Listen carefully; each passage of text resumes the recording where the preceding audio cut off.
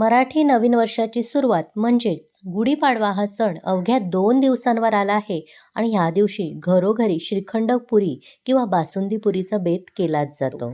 त्यामुळेच आज मी तुम्हाला बासुंदी कशी बनवायची ते दाखवणार आहे, तेही अतिशय साध्या सोप्या पद्धतीने. ही बासुंदी बनवण्यासाठी आपण अजिबात तासनतास दूध आटवणार नाही आहोत किंवा खवासुद्धा वापरणार नाही आहोत. तरीसुद्धा इतकी दाटसर, लच्छेदार आणि मलाईदार बासुंदी घरच्या घरी कशी बनवायची तेही 10 ते 15 मिनिटात ते दाखवणार आहे.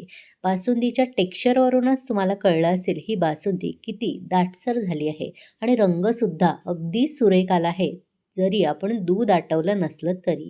तर ही अशी मस्त सुमधुर बासुंदी घरच्या घरी कशी बनवायची ते लगेचच पाहूयात. नमस्कार, मी प्रेषिताच किचनमध्ये तुम्हा सर्वांचे पुन्हा एकदा खूप खूप स्वागत करते. बासुंदी बनवण्यासाठी सर्वात आधी आपल्याला जाड बुडाची कढई घ्यायची आहे आणि त्यामध्ये मी फक्त 2 चमचे भरून पाणी घातलं आहे.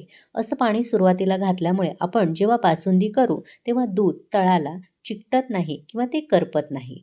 आता ह्यामध्ये आपल्याला पाऊण लिटर एवढं दूध घालायचं आहे. तुम्ही कोणत्याही प्रकारचं दूध वापरू शकता. आज मी गाईचं दूध वापरलं आहे. पिशवीमधलं मी जे गाईचं दूध वापरते ते घट्टच असतं. तुम्ही म्हशीचं दूध वापरलं तरी देखील चालेल. आणि सर्वात महत्त्वाची टीप म्हणजे दूध घालताना आधी पाणी घालायचं, त्यानंतर दूध घालायचं आणि त्यानंतरच आपल्याला गॅस लावून घ्यायचा आहे. आता मी गॅस चालू करून घेतला आहे. व्यवस्थित पाणी आणि दूध एखाद्या उलटण्याने आपल्याला एकजीव करून घ्यायचं आहे आणि मध्यम ते मोठ्या आचेवर या दुधाला एक उकळी आणायची आहे. दूध एका बाजूला मी उकळवत ठेवलं आहे, तोपर्यंत इथे मी दुसरा पॅन घेतला आहे. दूध जसं गरम व्हायला सुरुवात होईल तसं त्यावर असणारी मलई आहे ती अशी कडेला लागायला सुरुवात होईल. तर ही मलई आपल्याला या दुधामध्येच एकजीव करून घ्यायचं आहे. एका बाजूला हे कामसुद्धा आपल्याला मध्ये मध्ये करून घ्यायचं आहे. अजिबात दुधाची साय आपल्याला कडेला जमू द्यायची नाही, ती व्यवस्थित त्यामध्ये एकजीव करून घ्यायची आहे. आता जो दुसरा पॅन घेतला आहे त्यामध्ये मेजरमेंट कपाचा साधारण अर्धा कप भरून इथे मी उकळवलेलं दूध घालणार आहे आणि त्यामध्ये मेजरमेंट कपाचा पाव कप भरून इथे मी मिल्क पावडर घालणार आहे. गॅसची आच आपल्याला मंदच ठेवायची आहे. दुकानामध्ये जे 10 रुपयाचं पॅकेट मिळतं मिल्क पावडरचं ते आपल्याला वापरायचं आहे. कोणत्याही ब्रँडची मिल्क पावडर तुम्ही वापरू शकता. पाऊण लिटर आपण दूध घेतलं आहे, त्यासाठी अर्धा कप दूध उकळवलेलं एका पॅनमध्ये घ्यायचं आहे आणि पाव कप भरून त्याची निम्मी मिल्क पावडर घालायची आहे. आता मंद आचेवरच आपल्याला या दुधासोबत ही मिल्क पावडर व्यवस्थित एकजीव करून घ्यायची आहे. सुरुवातीला गॅसची आच मंद ठेवायची म्हणजे गुठळ्या तयार होणार नाहीत. बाजूच्या गॅसवर आपण थोडा वेळ दूध उकळवत ठेवलं आहे, त्याकडे सुद्धा आपल्याला लक्ष द्यायचं आहे. मध्ये मध्ये उलटण्याने अशी जी बाजूला साय जमलेली आहे ती मध्ये मध्ये अशी एकत्र करून घ्यायची आहे, म्हणजे दाटसर दूध तयार होईल. दूध आपल्याला आटवून वगैरे घ्यायचं नाही, फक्त हे आपण बाजूला खवा तयार करतोय तोपर्यंत आपल्याला दूध गरम करून घ्यायचं आहे. आता एकदा मिल्क पावडर या दुधामध्ये मिसळली गेली की गॅसची आच मध्यम ते मोठी करायची आहे आणि पुढचे 2 ते 3 मिनटं फक्त आपल्याला हे व्यवस्थित एकजीव करून घ्यायचं आहे, जोपर्यंत याचा घट्ट गोळा तयार होत नाही. इथे बघू शकता 2-3 मिनिटातच असं व्यवस्थित घट्ट मिश्रण तयार होतं.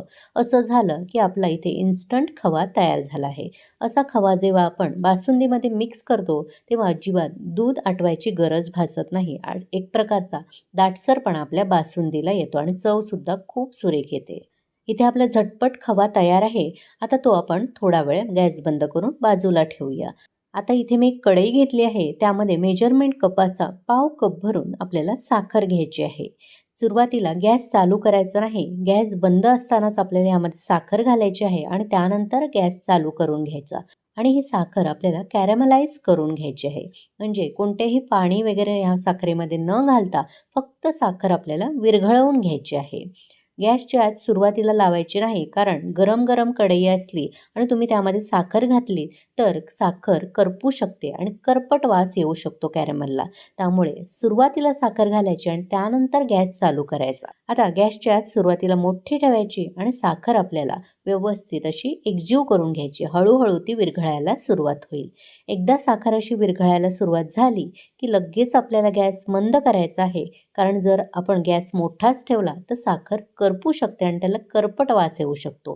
त्यामुळे ही टिपसुद्धा नक्की लक्षात ठेवा.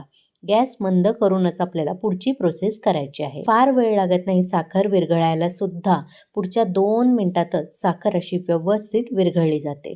जसजशी साखर विरघळली जाते तसं त्याला बघू शकता सुंदर असा सोनेरी रंग आला आहे. आता ही साखर अशी विरघळली की लगेचच गॅस बंद करायचा आहे आणि आपण जे थोडंसं उकळवून घेतलेलं दूध आहे त्यामध्ये म्हणजे कॅरेमलाइज झालेली साखर आहे ती आपल्याला ह्यामध्ये घालायची आहे. दूधसुद्धा गरम आहे आणि कॅरेमलाइज साखरसुद्धा अतिशय गरम आहे. त्यामुळे हळूहळू ह्यामध्ये घालायची, नाहीतर बुडबुडे येऊन अंगावर दूध उडण्याची शक्यता असते. त्यामुळे ही एक काळजी नक्की घ्या.